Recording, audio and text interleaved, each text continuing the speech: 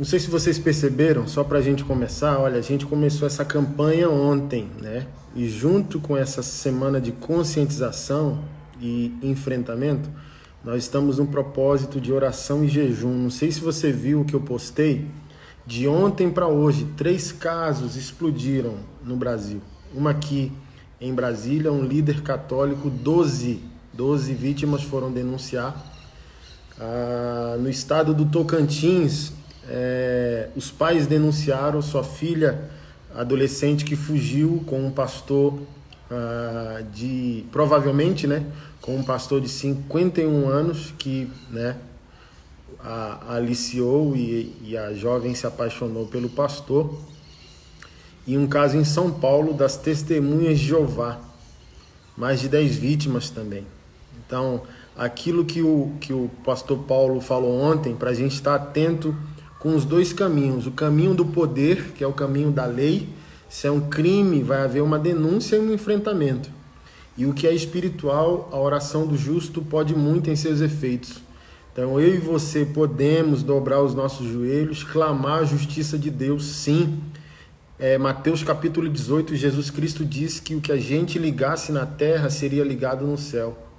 E o que a gente desligasse na terra seria desligado no céu. Então eu te convido mesmo, eu te convoco a essa oração e a esse jejum e a esses decretos, assim, ó, clamando a Deus e decretando com autoridade que essa mentira da religião caia por terra.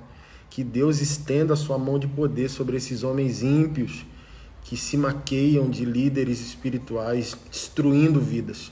Então, a nossa oração é poderosa. E Deus nos ouve.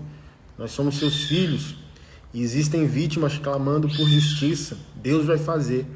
E a nossa unidade em todos os sentidos, espiritual, financeira, para fazer esse projeto explodir a nível nacional com os escritórios, como eu estou falando com vocês aí esses dias, é possível a gente fazer história. Guarda isso que eu estou falando. O que vai acontecer nesses 2 dias vai marcar a história da igreja brasileira. Vai ser um marco de mudança de comportamento, vai ser um marco de reforma de caráter em nós, em nossa liderança, em nosso país. Você vai ver. Deixa eu ver se o doutor já está aqui online.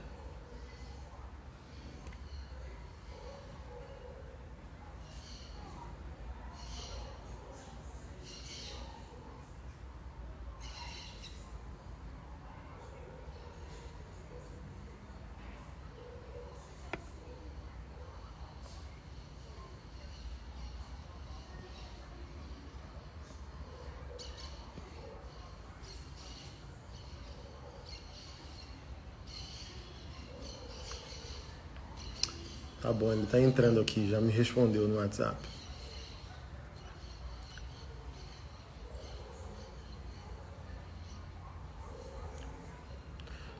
Chegou o homem.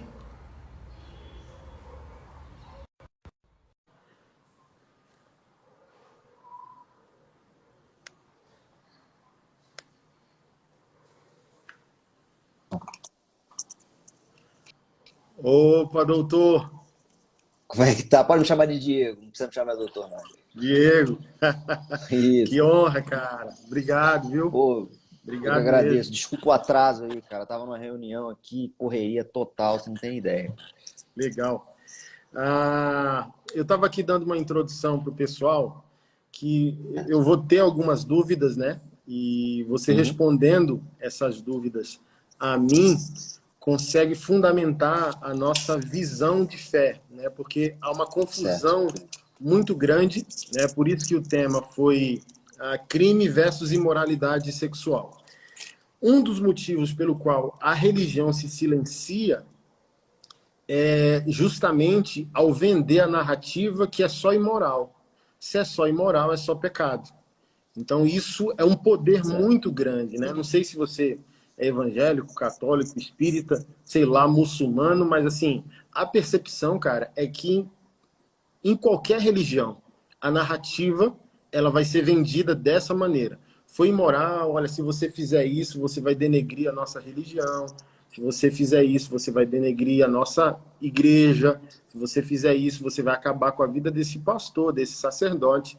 E eu, como pastor, me indigno muito, cara. Por quê?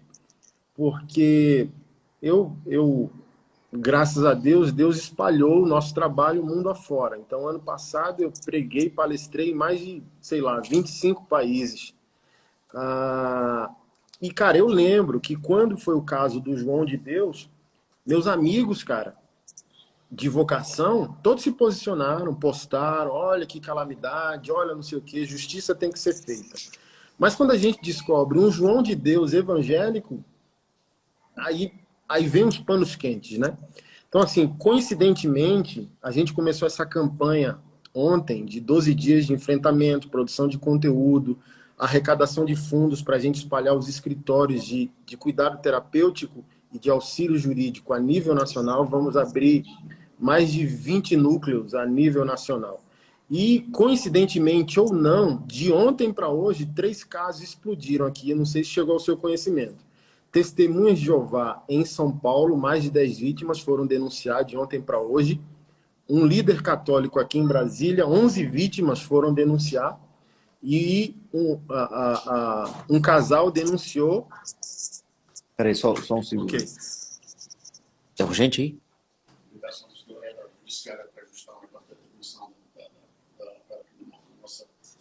Nossas propriedades. Só um segundo, Anderson. Tá bom. Só um segundo, amigo. Tá bom. Alô? Acho que foi a ligação. Vê se consegue de novo. Vai, Anderson.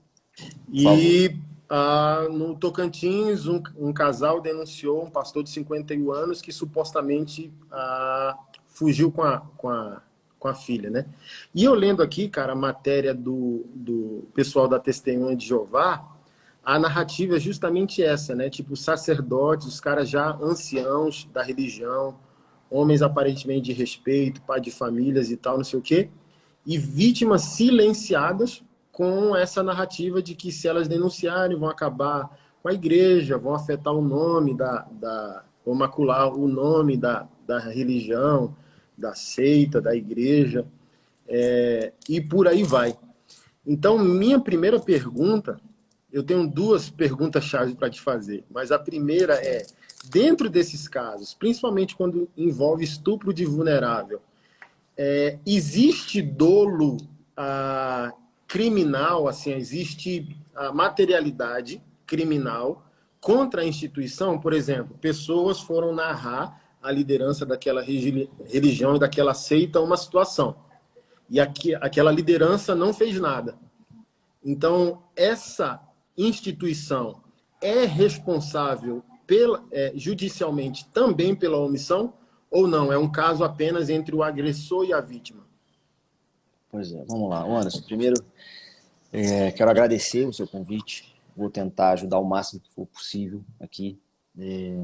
Quero só fazer umas palavras iniciais. Você me perguntou a minha religião, eu sou católico, mas tenho todo o respeito do mundo a todas as religiões, inclusive minha esposa é espírita, só para você ter uma noção. Uhum. A minha atribuição aqui também eu pego muitos casos de estupro, muitos casos de estupro de vulnerável, porque eu lido com casos de Lei Maria da Penha. Então, os casos de Lei Maria da Penha, muitas das vezes, é o padrasto estuprando a enteada, e essas violências dentro do núcleo familiar. Então, eu vejo demais aqui, infelizmente, porque é duro. Esse tipo de processo judicial, lidar com ele é muito difícil. Causa muitas sequelas psicológicas, principalmente quem atua diretamente com esses casos. E agora, eu queria falar um pouco, antes de responder a sua pergunta, que eu vou responder, fica tranquilo, da questão da diferença entre direito e moral. Ok. Então, ambas são regras estabelecidas na sociedade, mas a grande diferença é que o direito é uma regra coercitiva e a moral, em tese, ela é um comportamento social que se espera de determinadas pessoas ou da sociedade como um todo. Mas ambas são comportamentos. Um que se exige, porque é coercitiva, que é o direito, e a moral é aquela que o íntimo da pessoa considera como certo ou não, ou que a sociedade considera como certo ou não. Aí que entra muito mais a questão da religião. Não é coercitivo, mas é aquilo que a pessoa entende como certo e errado. Agora, a grande diferença, cara, aqui na norma moral está no íntimo da pessoa. No fundo, ela sabe. Se o pastor lá faz alguma coisa errada, ele sabe, cara, o que é certo e o que é errado. Exceto se a pessoa for inimputável, ele vai ter o discernimento ali para dizer o que é certo e o que é errado. E já a norma jurídica, como é coercitiva e está prevista. Tem sempre, principalmente a norma penal, ela tem sempre que estar prevista. Não existe a gente fazer uma interpretação extensiva ou uma interpretação para a gente ampliar o espectro da incidência da norma penal incriminadora, crime de estupro, por exemplo. Dá para fazer uma interpretação para a gente estender, por exemplo, dizer que se acontecer no âmbito de uma religião vai ser uma causa de aumento ou uma qualificadora. Não tem isso, então não dá para a gente fazer esse tipo de interpretação. Bom, fazendo essa rápida introdução, respondendo a sua pergunta. E o que acontece? Em regra, esse tipo de crime, ele ocorre no âmbito entre quatro paredes, que a gente chama. Então, o depoimento da vítima é muito importante. E se não houve nenhum contato na conduta do agressor ali com o seu líder religioso ou com a pessoa, outras pessoas estranhas, não só o líder religioso, qualquer outra pessoa estranha, estava ali só entre o agressor, que eu não sei se é pastor ou não, e a vítima, e ficou entre eles, e o outro ficou sabendo, os terceiros ficaram sabendo, esse terceiro não tem responsabilidade. A única responsabilidade de terceiro que na legislação, o Código Penal diz que vai ter é quando ele tem um dever legal de impedir aquele resultado. Que aí eu vou te dar um exemplo para ficar mais fácil. Que é um policial, por exemplo, se ele fica sabendo que ele tem um dever legal, um promotor de justiça, qualquer um que tem um dever legal, um bombeiro, um militar que tem o dever legal de salvar uma vida, se ele se omite, ele vai responder por aquela omissão, como se tivesse praticado a conduta. Então, é uma comissão por comissão. Ele tem o dever legal de agir, ele não age, que é a comissão, e ele se omite, é uma omissão. Então, somente nesses casos tem o dever legal é que ele vai responder por essa ação. Se não, independente, aí nesse caso é um líder religioso, ele ficou sabendo e se omitiu, ele não vai responder por aquela ação. Então, não tem como nem deixa eu tentar dar uma outra jurídica. configuração. O agente da ação, que pode ser configurado como crime, é o pastor de uma instituição. Essa instituição não tem dever legal sobre a ação dele contra alguém. Nesse contexto de crimes sexuais contra a dignidade. Não.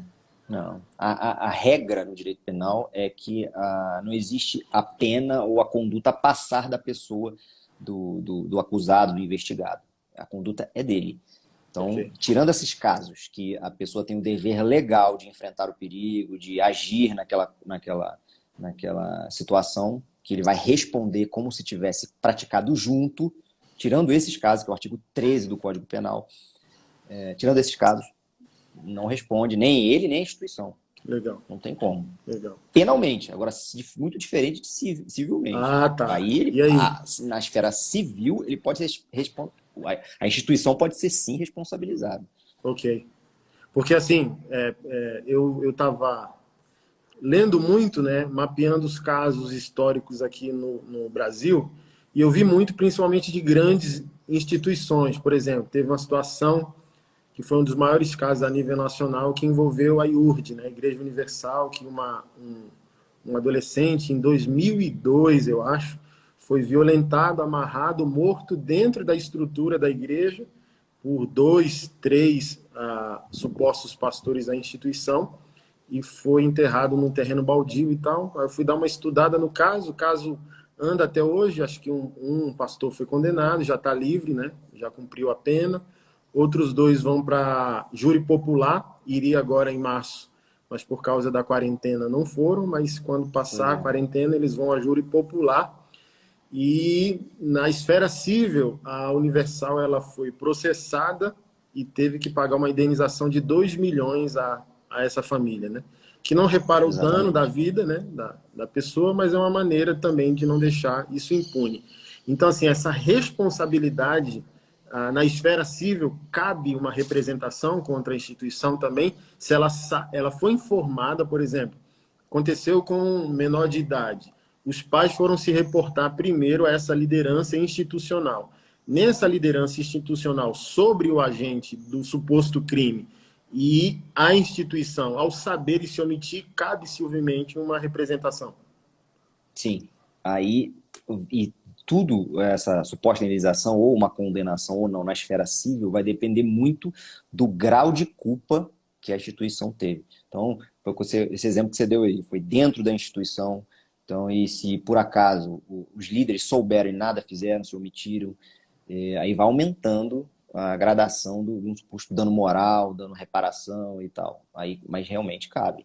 Na esfera civil. Na esfera criminal, com certeza não. Não existe essa extensão da culpabilidade para um terceiro. Não, não há essa possibilidade.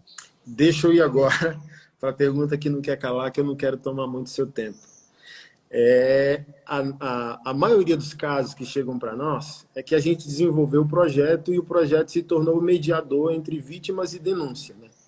Então, o poder do silenciamento, não sei se você já teve algum caso direto envolvendo religião, mas o nível, cara, de silenciamento, de esmagamento psicológico sobre a vítima, quando entra a fé e a narrativa do pecado e tal, é muito esmagador. Assim, ó, eu recebo situações de gente, cara, se mutilando, gente se matando e tal, não sei o quê, deprimido por causa de tudo isso.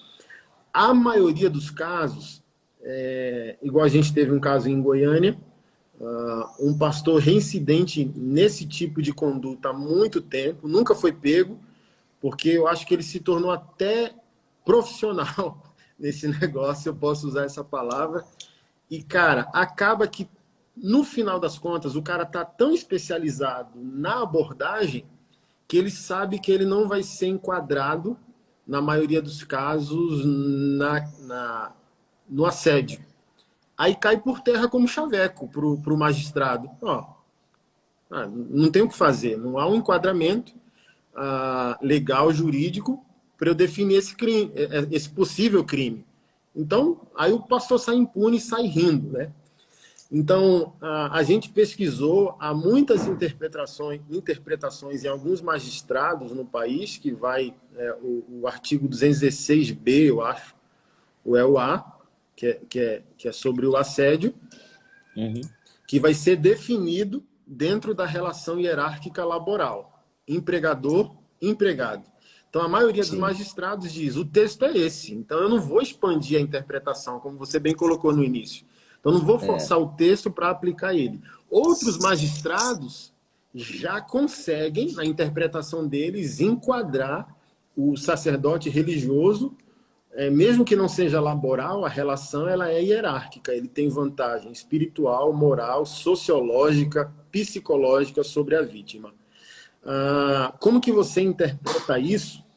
E dado a isso, por exemplo, o projeto também já está dialogando com deputados federais para possíveis projetos de lei que possa trazer uma discussão, uma clareza ou uma possível ampliação dessa interpretação, já que para nós aqui, né, as vítimas que sangram sonhariam com essa possibilidade. Eu vi um jurista escrevendo, dizendo, eu lamento profundamente pelo o artigo 216b do Código Penal, porque ele é extremamente limitado. Então, ele não vai enquadrar muitos caras, que seja de religião ou não, que vão, cara, perpetuar suas ações, sabendo que não podem quase, se o advogado for bom, ser enquadrado no crime de assédio sexual.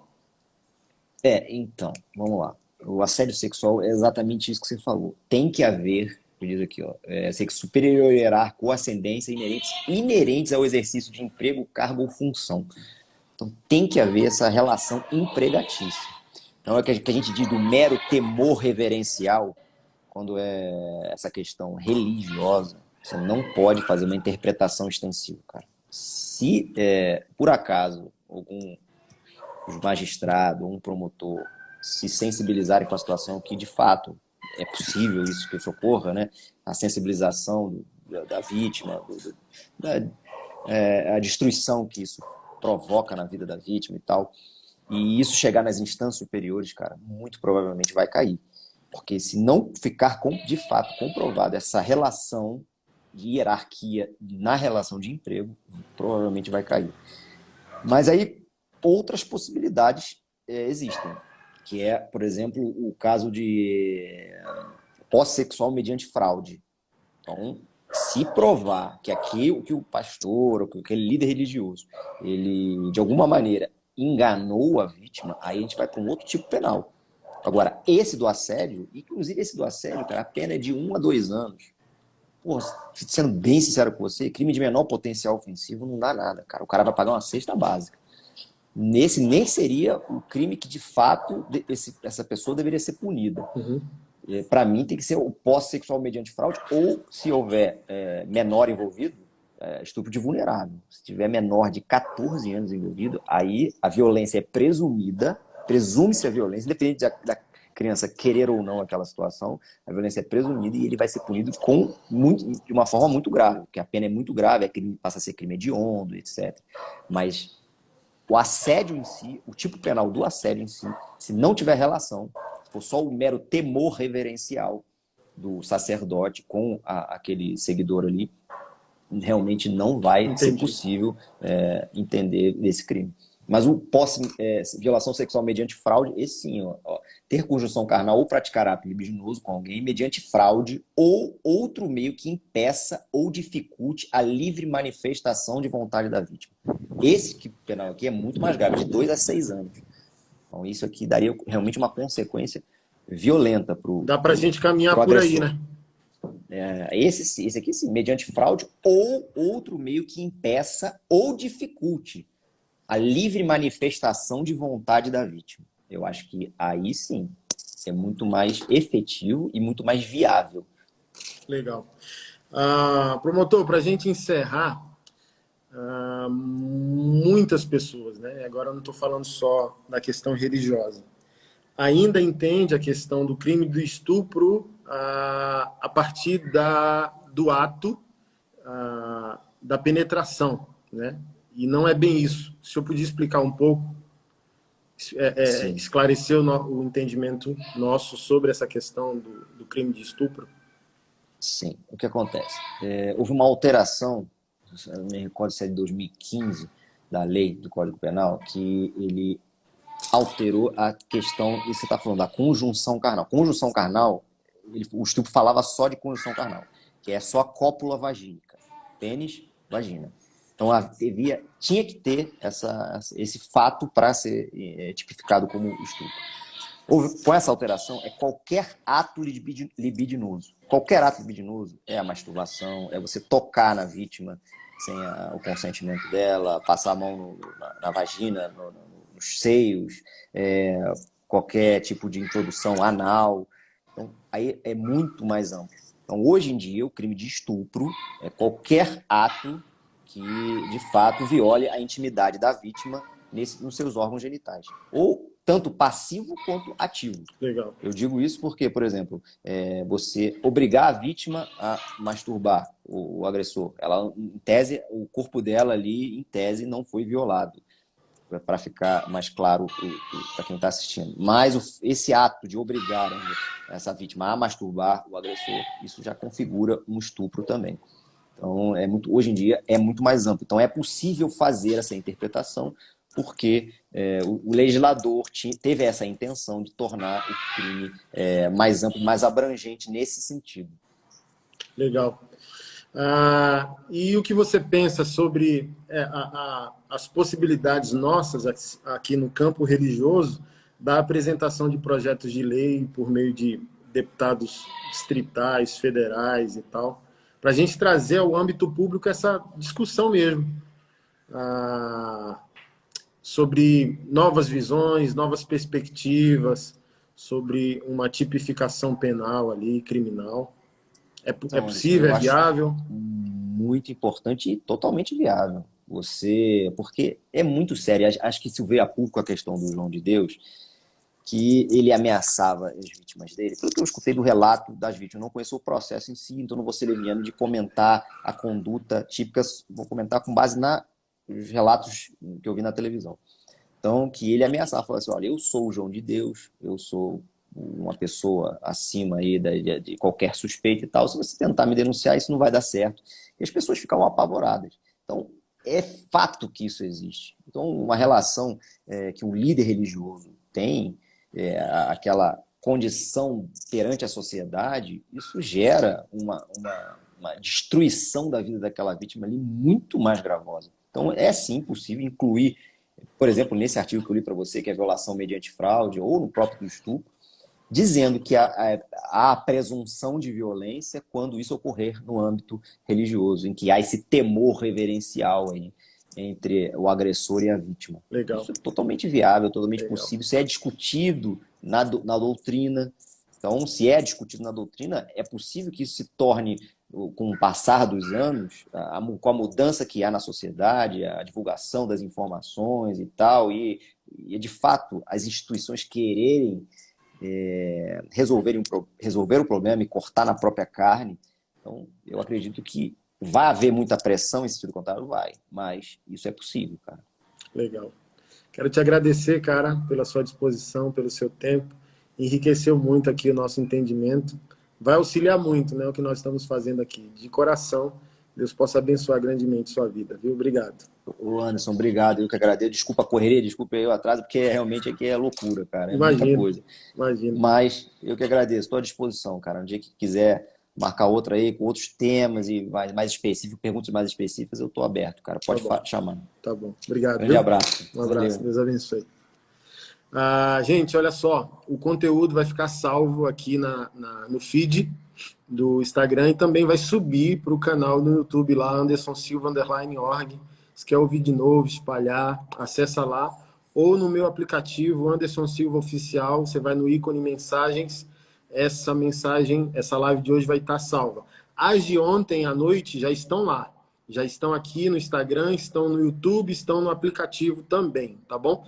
Se você quer apoiar financeiramente a expansão dos escritórios a nível nacional para cuidar de mulheres e crianças vítimas de violências sexuais e montar os escritórios para que os advogados dêem o amparo jurídico a essas vítimas, você pode nos apoiar no link que está aí na bio da nossa página no Instagram, benfeitoria.com/Nossas Histórias Curam.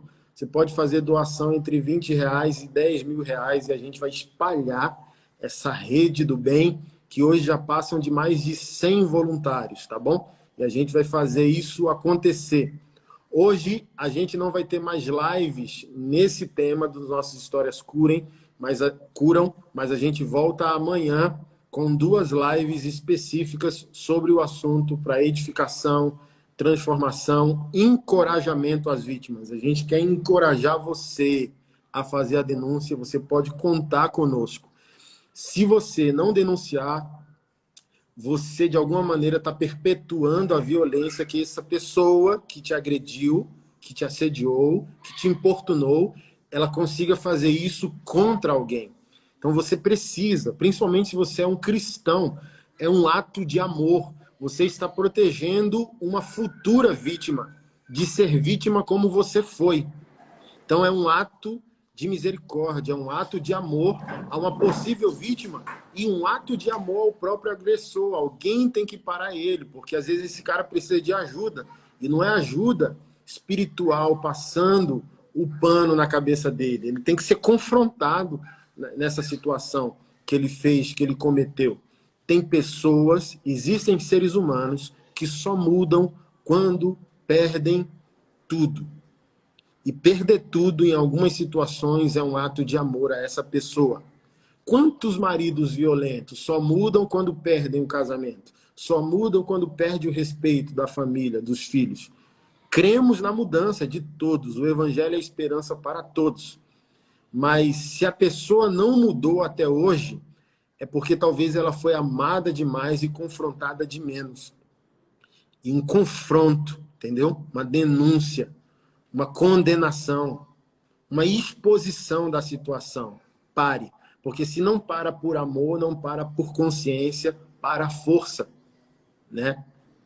E é o que eu sempre digo a vocês, um projeto como esse não existe contra o agressor, ele existe em favor das vítimas. Gente, olha, pensa como pai, pensa como mãe, não pensa só, olha, não, mas eu vou seguir a minha vida e vou deixar isso quieto. Não, olha só, se a filha, ontem, irmão, um pai ligou para nós de Curitiba, porque descobriu que a sua filha era violentada no prédio, cara, da igreja. Cara, você tem que ver o áudio que esse pai mandou para nós. Assim, ó, sem chão, sem chão. Pastor também.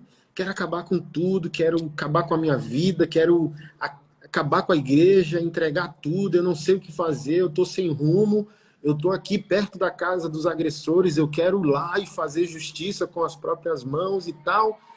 E não é esse o caminho. Mas olha só, gente, se a esposa, ou a filha, ou o filho fosse teu, que tipo de igreja você gostaria de ter? Você que censura o nosso trabalho, que censura o nosso projeto, se o problema fosse seu, qual seria a sua postura? Qual seria a sua fala? Hã?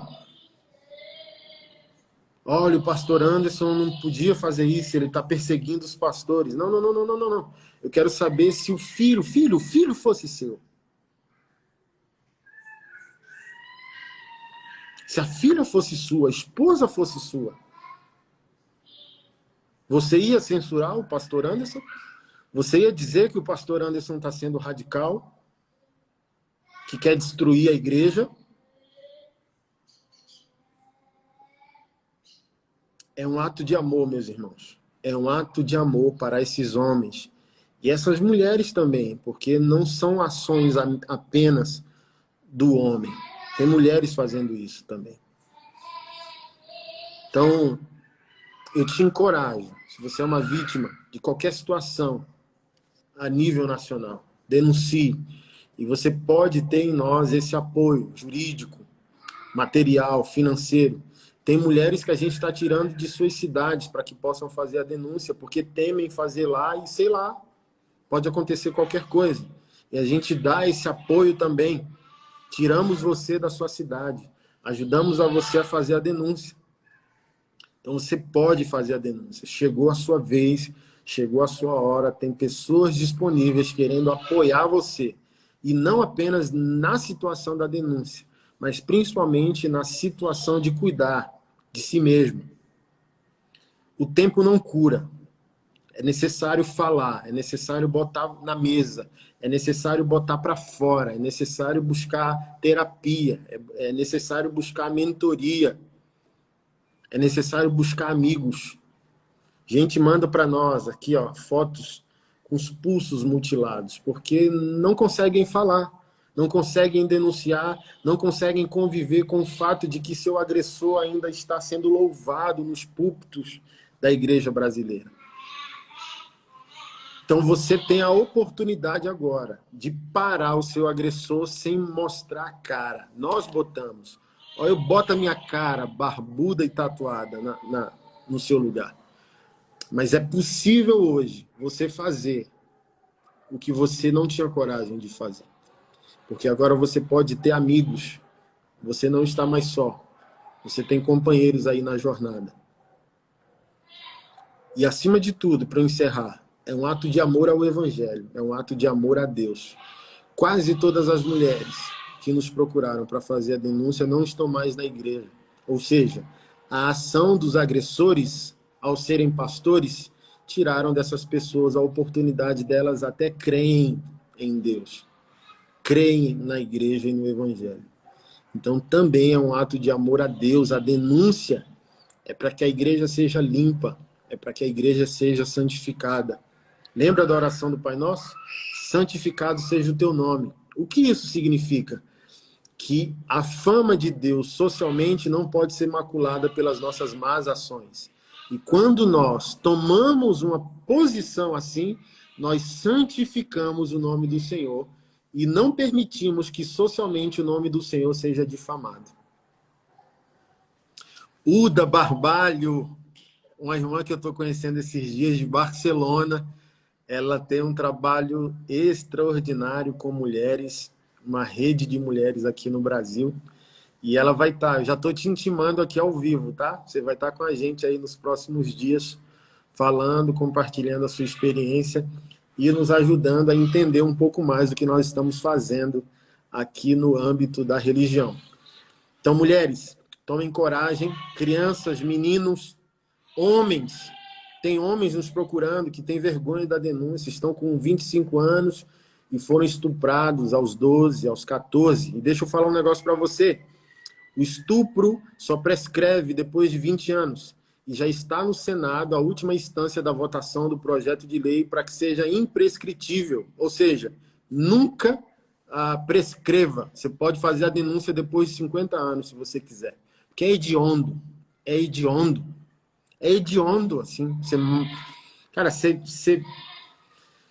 Você interviu no destino existencial da vida de alguém. Você acabou com a vida de alguém, cara. E você precisa pagar por aquilo. Não é vingança, é justiça. É a verdade. Tá bom? E nos apoie. Se você pode nos apoiar financeiramente, você vai estar salvando vidas, salvando crianças, salvando mulheres, salvando meninos, tá bom? O link está aí no bio da nossa página. Clica lá, contribui com a gente. Se você pode, sei lá, no seu estado, alugar uma sala, a gente monta lá o escritório. Faça alguma coisa. Tem gente sangrando, tem gente morrendo e você não pode fechar os seus olhos. Se você não vai descer nessa cova profunda, aqui, ó, pessoas que decidiram descer. Então, dê a nós a corda, porque a gente já desceu, a gente está lá.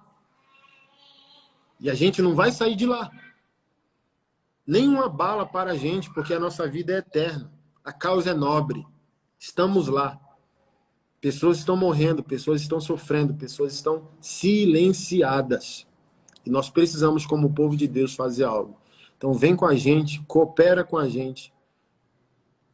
Vamos fazer esse negócio acontecer, se espalhar pelo Brasil, tá bom?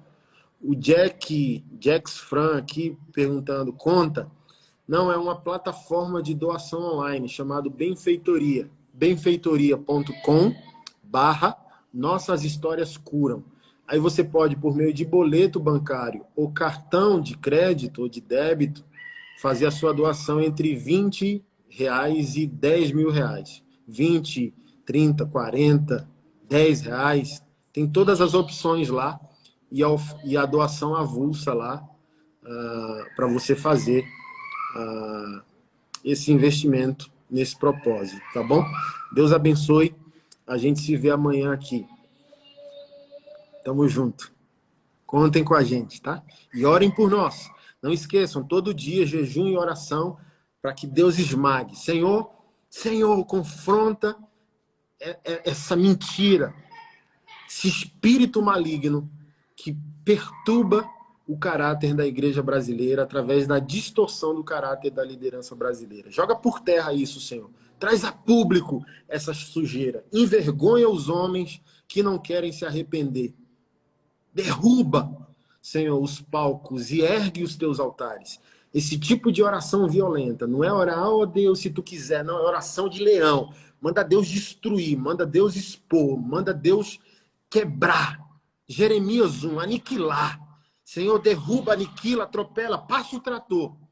Jeremias 1 tá, ó, eu te chamei para derrubar, aniquilar, destruir, para depois semear e edificar. Então Deus primeiro derruba, aniquila, destrói. Essa é a palavra profética. E depois que tiver tudo no chão, aí Deus fala, o que aqui é de verdade, o que é de mentira. Aí a gente vem semeando e a gente vem edificando.